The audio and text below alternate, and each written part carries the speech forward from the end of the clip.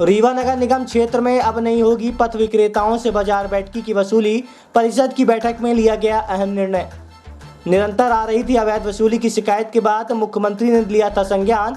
आपको बता दें कि रीवा नगर निगम में आज परिषद की बैठक का आयोजन किया गया था, जिसमें दो अहम मुद्दों पर चर्चा के बाद सर्वसहमति से उसे पास कर दिया गया है।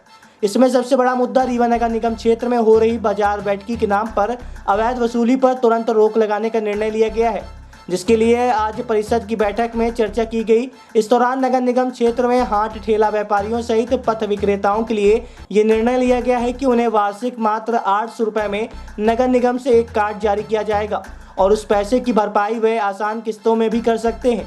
परिषद की बैठक में ये निर्णय पास होने के बाद तत्काल प्रभाव से बाजार बैठकी का ठेका अब समाप्त कर दिया गया है, जिसके बाद अब ऑटो रिक्शा व अन्य वसूली के लिए अलग से ठेका किया जाएगा। आज परिषद की बैठक में कुछ समय के लिए नगर निगम क्षेत्र में चल रहे निर्माण कार्यों को लेकर गहमा-गहमी का माहौल भी देखा गया, लेकिन इस दौरान दूसरे प्रस्ताव को भी सर्वसहमति से सहमति मिल गई, जिसमें गरीब एवं असहाय लोगों को अंत्योष्टि के लिए लकड़ी एवं 2000 रुपये देने की बात भी कही गई है।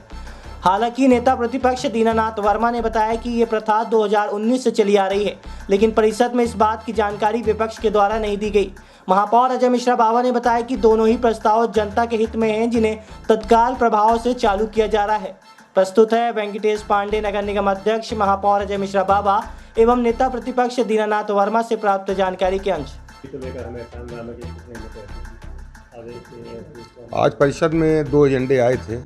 एक आया था अंत्येष्टि में गरीबों को लकड़ी देने का। बहुत सारे परिवार ऐसे जिनके बीपीएल कार्ड वगैरह बने हुए हैं, तो बहुत से ऐसे परिवार हैं जिनके बीपीएल कार्ड वगैरह नहीं बने हैं, तो उनके लिए अंत्येष्टि में 3 कुंटल लकड़ी का प्रस्ताव एमआईसी द्वारा लेके आया गया था और 2000 रुपये आर्थिक सहायता। तो भारतीय जनता पार्टी के जो पार्षद थे उन्होंने 2000 रुपये को बढ़ा के 5000 रुपये करने की मांग की है। अब वो बहुमत के आधार पर उसको पास किया गया है।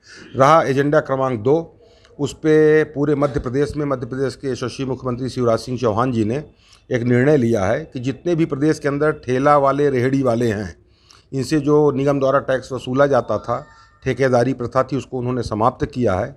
और उनके निर्देश पे पूरे प्रदेश में जितने भी नगर निगम हैं वहाँ पे निर्देशित किया गया है कि 1000 रुपया वार्षिक, और अगर 1000 रुपया वार्षिक देने में वो सक्षम ना हो तो 500 रुपया अर्धवार्षिक, और उसके बाद त्रैमासिक में 250 रुपया जमा करके वो अपना पंजीयन करा के और स्वतंत्र हो करके अपना व्यापार करें। कोई भी टैक्स वसूलने उनसे नगर निगम का कोई ठेकेदार नहीं आएगा।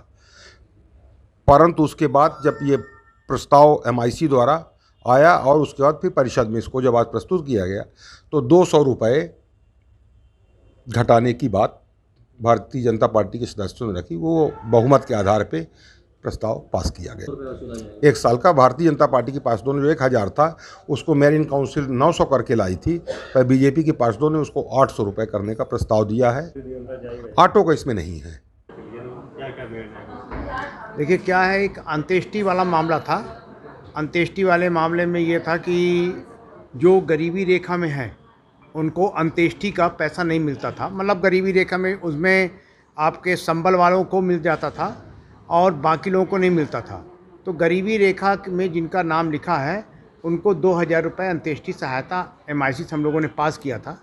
बजट का उतना अभाव था, इसलिए तो परिषद में ये हुआ कि सारे सम्मानित सारे पार्षदों ने ये बोला कि सत्ता दल के विपक्ष के दोनों के कि 5000 रुपया इसको कर दिया जाए और 4 कुंटल लकड़ी, 3 कुंटल लकड़ी का पटरा मुस्लिम समुदाय के लिए और पैसा सबके लिए। उसमें ये मांग हम लोगों ने रखी थी। सबकी मांग को मानते हुए उसको हम लोगों ने बहुमत के हिसाब से पास कर दिया। देखिए ठेका तो बड़ी शिकायतें आती थी, आप लोगों के माध्यम से रोज़ हम लोगों को शिकायतें मिलती थी, रोज़ झगड़े होते थे। इसको 2012 में भी हम लोगों ने प्रस्ताव करके भेजा था।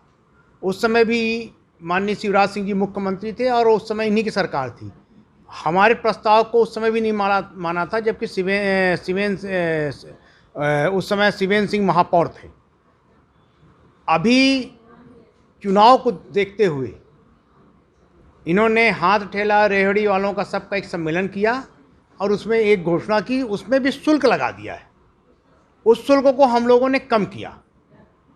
अपने अनुसार हमने उसको 100 रुपया की छूट दी थी MIC से, परिषद ने उसको 200 कर दिया। जिसको हमने 50 की छूट दिया था MIC ने 100 रुपये कर दिया। जिसे हमने 25 छूट दी उसको 50 कर दिया। तो हमारे तरफ से जो छूट MIC से मिली थी परिषद ने उसको बढ़ा दिया और टैक्सी, टेम्पो और इनका एक वो करके अलग से टेंडर कराया जाएगा, क्योंकि भारी वाहन जो आएंगे उनको भी छूट, उनको भी उसमें इंक्लूड किया है कि 4,000 रुपये सालाना ट्रैक से, 2,000 रुपये छोटी गाड़ी से, 1,500 रुपये ट्रैक्टर से। ये संभव नहीं है क्योंकि रोज़ गाड़ियाँ नहीं आती हैं। बाहर से जो माल लेकर आएगा वो 4,000 रुपये एक दिन के लिए नहीं देगा, इसलिए उसको हमने इस प्रस्ताव में नहीं लिया। शासन और उसका नया टेंडर करना पड़ेगा। शासन को हमने प्रस्ताव बनाकर भेज दिया है, शासन को निर्णय लेना है। शासन का प्रस्ताव आया था और शासन के प्रस्ताव को हम लोगों ने पास कराकर भेज दिया है। तो उनका प्रस्ताव आया था कि भाई ये लकड़ी का उपयोग जो है दाह संस्कार में किया जाए, जो कंडे की लकड़ी है, और इससे प्रकृति को भी कोई नुकसान नहीं होगा और इसका उपयोग भी हो जाएगा, तो उसको इसमें जोड़ा गया था। पर आज सदन में जब इस चर्चा के उपरांत MIC सदस्य द्वारा ये कहा गया कि आपके द्वारा ये निर्णय निरस्त किया गया था, तो इसका मैं खंडन करता हूँ। उनको जानकारी का अभाव था कि इस तरह का कोई भी निर्णय नहीं लिया गया था MIC के द्वारा कि इसको बंद किया गया। उनके द्वारा ये कहा गया कि निरस्त किया गया। तो मैं माननीय सदस्य को ये कहना चाहता हूँ कि वो अपनी जानकारी दुरुस्त करके परिषद की बैठक में आए, इस तरह का कोई बयान न दें जो जानकारी के अभाव में उनके पास कमज़ोर बयान था।